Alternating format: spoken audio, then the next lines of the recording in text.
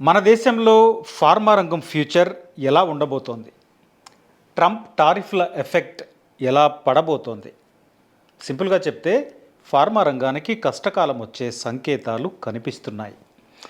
Trump టారిఫ్లు విధించినా, ఇతర రంగాలపై విధించినా pharma రంగాన్ని మినహాయిస్తాడు అనుకున్నారు. కానీ దేన్ని వదలడు అని ఇప్పుడు అర్థమవుతోంది. తొందరలోనే ఫార్మా రంగంపై టారిఫ్లు వేస్తాను అని ట్రంప్ చెప్పేశాడు. రిపబ్లికన్ల డిన్నర్లో దీని గురించి మాట్లాడాడు ట్రంప్. మన దగ్గర ఒక్కడూ మందులు తయారు చేయడం లేదు, ఎక్కడెక్కడో తయారు చేసిన వాటిని మనం ఇంపోర్ట్ చేసుకుంటున్నాం, వాటినే మన వాళ్ళు వేసుకుంటున్నారు, ఎందుకు ఈ పరిస్థితి అంటున్నాడు. మన దగ్గర కంపెనీలు మందులు తయారు చేయాలి, వాటినే కదా అమెరికన్లు వేసుకోవాలి. ఆ పరిస్థితి రావాలంటే ఫార్మా రంగంపై టారిఫ్లు వేయడమే మార్గం అంటున్నాడు ట్రంప్. మరి టారిఫ్లు వేస్తే ఎక్స్పోర్ట్ చేయడం భారం అవుతుంది కాబట్టి ఆ పన్నులు కట్టలేక ప్రపంచంలో ఎక్కడెక్కడో తయారు చేసే ఫార్మా కంపెనీలన్నీ అమెరికా వచ్చేస్తాయి. అమెరికన్లకు ఉపాధి పెరుగుతుంది, అమెరికన్లకు ట్యాక్సులు కడతారు, అమెరికన్లకు చౌకగా మందులు దొరుకుతాయి అని ట్రంప్ అనుకుంటున్నాడు. మరి ఇది సాధ్యమేనా? ట్రంప్ అనుకున్నట్టు జరుగుతుందా? దానికంటే ముందు ప్రపంచంలో ఫార్మా రంగం ఎలా ఉందో, అందులో మన స్థానం ఏంటో చూద్దాం. అమెరికా 2024లో $213 బిలియన్ మందులను ఇంపోర్ట్ చేసుకుంది. అంటే ప్రపంచ దేశాల నుండి $213 బిలియన్ మందులు అమెరికాకి ఎక్స్పోర్ట్ అయ్యాయి. అమెరికా మందులపై పన్నులు చాలా తక్కువగా వేస్తుంది. మెడిసిన్స్పై కొన్నిటిపై అసలు పన్నులే లేవు. కాబట్టి ఎక్స్పోర్ట్ చేసే కంపెనీలన్నీ లాభపడ్డాయి. అదే సమయంలో మన దేశంలో ఫార్మా రంగంలో 5 నుండి 10% ట్యాక్సులు వేస్తాం. ప్రపంచంలో ఫార్మా ఎక్స్పోర్ట్స్ విషయంలో మన దేశం 11వ స్థానంలో ఉంది. Germany, Switzerland, America, Ireland, Belgium ఇవన్నీ ఫార్మాస్యూటికల్ ఎగుమతుల్లో టాప్ 5 దేశాలు. మనం 11వ స్థానంలో ఉన్నాం. మన ఫార్మా ఎగుమతుల విలువ గత ఏడాది $27.9 బిలియన్. మనం ఫార్మాస్యూటికల్ ఎగుమతుల్లో 31% అంటే 3వ వంతు అమెరికాకే వెళుతున్నాయి. మన మందులకు అమెరికానే లార్జెస్ట్ ఇంపోర్టర్. ఆ తర్వాత స్థానంలో యూకే, నెదర్లాండ్స్ ఉన్నాయి. అయితే ఫార్మా ఎగుమతుల్లో మనం టాప్ 10లో లేకపోవచ్చు, కానీ వ్యాక్సిన్స్ తయారీలో మనమే టాప్ పొజిషన్లో ఉన్నాం. జెనరిక్ మెడిసిన్లో మనల్ని కొట్టేవాడు లేడు. అందుకే ఇండియాని ఫార్మసీ ఆఫ్ ద వరల్డ్ అంటారు. జెనరిక్ మెడిసిన్స్ తయారీలో ఇండియా నెంబర్ 1 స్థానంలో ఉంది. ప్రపంచంలో వాడే జెనరిక్ మెడిసిన్లో 20% ఇండియాలోనే తయారవుతోంది. ఇక WHO అవసరమైన వ్యాక్సిన్లను దాదాపు 70% మన దేశమే తయారు చేస్తోంది. ఇది మన ఫార్మా రంగం పరిస్థితి. అంతేందుకు కోవిడ్ టైంలో చూసాం మనం ప్రపంచ దేశాలకు వ్యాక్సిన్లు మన దగ్గర నుంచి ఎట్లా ఎక్స్పోర్ట్ అయ్యాయో. కోవిషీల్డ్, కోవాక్సిన్ ఇవన్నీ, దీంతోపాటు అనేక రకాల వ్యాక్సిన్లు మన దగ్గర తయారయ్యాయి, ఎక్స్పోర్ట్ చేశాం. ఇక అమెరికాలో ఇండియన్ మెడిసిన్ సంగతి చూస్తే జనరల్ మెడిసిన్ హబ్గా భారత్ మారింది. అమెరికాలో డాక్టర్లు రాసే ప్రతి 10 జనరిక్ మెడిసిన్స్లో 9 మన దేశంలోనే తయారవుతున్నాయి. బ్రాండెడ్ మందులతో అయ్యే ఖర్చు కంటే జనరిక్ మెడిసిన్ వల్ల చాలా తక్కువ ఖర్చు అవుతుంది. సగం పైగా తక్కువ ఖర్చుతో ఆ మెడిసిన్స్ వస్తాయి. ఇట్లా 2022లో ఇండియాలో తయారైన జనరిక్ మెడిసిన్స్ వాడటం వల్ల అమెరికన్లకు $219 బిలియన్ అంటే దాదాపు మన కరెన్సీలో 19 లక్షల కోట్ల రూపాయలు ఆదా అయ్యాయి అని లెక్కలు చెప్తున్నాయి. అసలు భారత్లో ఉత్పత్తి అవుతున్న జనరిక్ మెడిసిన్స్లో 40% అమెరికాకే వెళ్తున్నాయి. అంటే మన మందులకు అమెరికా చాలా పెద్ద మార్కెట్. అదే సమయంలో అమెరికన్ల ఆరోగ్యానికి భారత్ తయారు చేసే మందులు తక్కువ ధరకు వస్తాయి కాబట్టి అవి వాళ్ళకు కూడా చాలా అవసరం. అంటే 2 దేశాలు ఒకదానిపై మరొకటి ఆధారపడి ఉన్నాయి. ఇది ప్రస్తుత పరిస్థితి. ఇక మన టాప్ ఫార్మా కంపెనీల్లో సన్, సిప్లా, రెడ్డి ల్యాబ్స్, అరబిందో, లుపిన్, జైడస్ క్యాడిలా, గ్లెన్మార్క్, ఆల్కెమ్, టోరెంట్, మ్యాన్కైండ్ ఇట్లా అనేక కంపెనీలు మన దగ్గర మందులు తయారు చేస్తున్నాయి. ఇవన్నీ మన ఫార్మా ఎక్స్పోర్ట్స్లో చాలా కీలకంగా ఉన్నాయి. వీటిల్లో చాలా కంపెనీలకు హైదరాబాద్లో తయారీ ప్లాంట్లు ఉన్నాయి. తెలంగాణ ఎగుమతుల్లో ఫార్మా రంగానికి కీలక స్థానం ఉంది. తెలంగాణ ఎగుమతుల్లో 32% వాటా ఫార్మా రంగానిదే. దాని విలువ దాదాపు 36,000 కోట్లకు పైగా ఉంటుంది.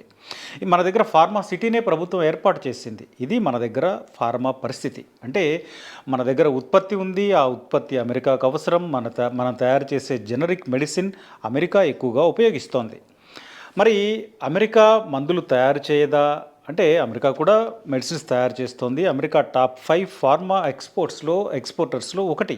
కానీ ట్రంప్ అక్కడ ఒక్క టాబ్లెట్ కూడా తయారు కాదు అన్నట్టు మాట్లాడుతున్నాడు. కానీ అది నిజం కాదు. Pfizer, Johnson and Johnson, Merck, Gilead sciences, ఇంకా గ్లాక్సో స్మిత్ క్లైన్ ఇట్లా అనేక టాప్ అమెరికన్ కంపెనీలు అమెరికాలో కూడా తయారు చేస్తున్నాయి. అమెరికాతో పాటు అనేక ప్రపంచ దేశాల్లో తయారు చేస్తున్నాయి.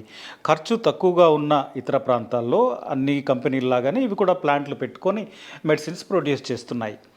అంటే ఏ వస్తువు ఉత్పత్తి కావాలన్నా పెట్టుబడి ఒక్కటే సరిపోదు. ముడి సరుకు కావాలి, మ్యాన్ పవర్ కావాలి, ఫైనల్గా అమ్ముకునే మార్కెట్ కావాలి. సో ఈ కోణంలో చూసినప్పుడు అమెరికన్ కంపెనీలు అమెరికాలో మాత్రమే తయారు చేయాలి అనుకుంటే వీలయ్యే పరిస్థితి లేదు. ఇప్పుడు అమెరికాలో మార్కెట్ ఉంది, కానీ ముడి సరుకు, మ్యాన్ పవర్ పరంగా అమెరికాలో మందులు తయారు చేస్తే వాటిని అమెరికన్లే కొనలేరు. కాబట్టి ఆసియా దేశాల్లో ఆ కంపెనీలు తమ మ్యానుఫ్యాక్చరింగ్ హబ్లను ఏర్పాటు చేసుకొని వాటిని ఎక్స్పోర్ట్ చేస్తున్నాయి. పైగా అమెరికాలో తయారయ్యే వాటికి కూడా రా మెటీరియల్ అక్కడ దొరకడం లేదు. దాదాపు సగం పైగా చైనా నుండే రావాలి.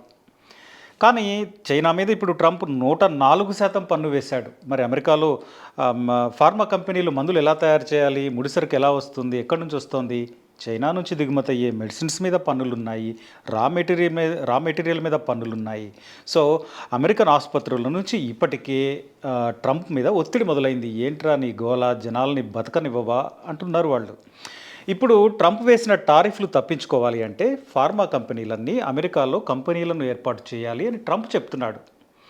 అంటే రేట్లు ఎక్కువగా పెట్టి అమ్మే కంపెనీలు ఎక్కడైనా తయారు చేయొచ్చు, వాటికి ఎక్కడైనా తయారు చేసే వెసులుబాటు ఉంటుంది. కానీ తక్కువ ధరలకు మందులు తయారు చేసే కంపెనీలకు, పర్టికులర్గా జనరిక్ మెడిసిన్ తయారు చేసే కంపెనీలకు అమెరికా వెళ్ళే పరిస్థితి ఉండదు. ఎందుకంటే అమెరికాలో మందులు తయారు చేయాలంటే అయ్యే ఖర్చు మన దగ్గర కంటే 3-4 రెట్లు ఎక్కువ ఉంటుంది.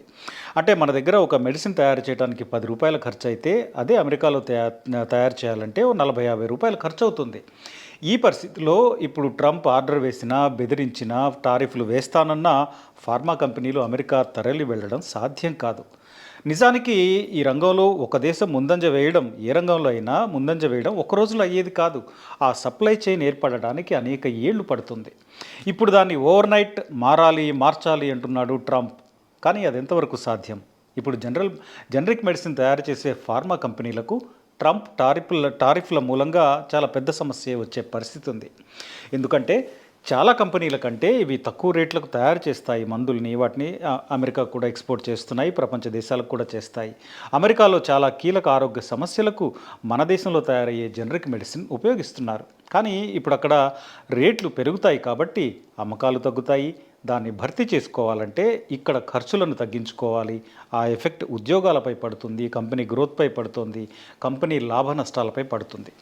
అదే సమయంలో అమెరికాలో ఆ మందులు కొనేవాళ్ళు కష్టపడతారు.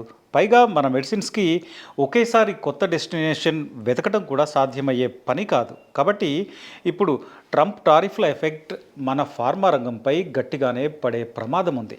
ఇప్పటికే మన జనరిక్ ఔషధాల తయారీలో లాభాలు తక్కువగా ఉన్నాయి అంటున్నాయి కంపెనీలు.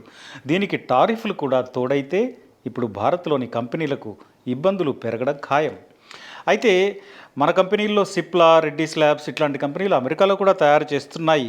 కానీ అవి ఇతర దేశాల్లో ప్రొడక్షన్ మానేసి కేవలం అమెరికాలోనే తయారు చేయాలి, ట్రంప్ చెప్తున్న స్థాయిలో అక్కడే చేయాలి అంటే ఆ కంపెనీలకు కూడా సాధ్యమయ్యే పని కాదు. 2024లో యూరోప్ ఫార్మా కంపెనీల నుండి, అంటే బేయర్, నోవార్టిస్ లాంటి అనేక కంపెనీల నుండి $127 బిలియన్ మందులు అమెరికా ఇంపోర్ట్ చేసుకుంది. ఇప్పుడు ఆ కంపెనీలన్నీ అమెరికా వెళ్ళి అక్కడే తయారు చేయాలి అంటే అయ్యే పనేనా? ఎంత మాత్రం సాధ్యం కాదు. అటు అమెరికా కంపెనీలు కూడా యూరప్లో, ఆసియాలో అనేక చోట్ల తయారు చేస్తున్నాయి. ముడి సరుకు, లేబర్ ఎక్కడ తక్కువకి దొరుకుతాయో అక్కడ కంపెనీలు తయారు చేయడం సహజం. ఇప్పుడు ఇవన్నీ అమెరికా వెళ్ళి అక్కడే తయారు చేయాలి అంటే అసాధ్యం. ఈ లెక్కన చూసినప్పుడు ఫార్మా రంగంపై టారిఫ్ల ఎఫెక్ట్ చాలా ఎక్కువగానే పడే అవకాశం ఉంది అని చెప్పాలి.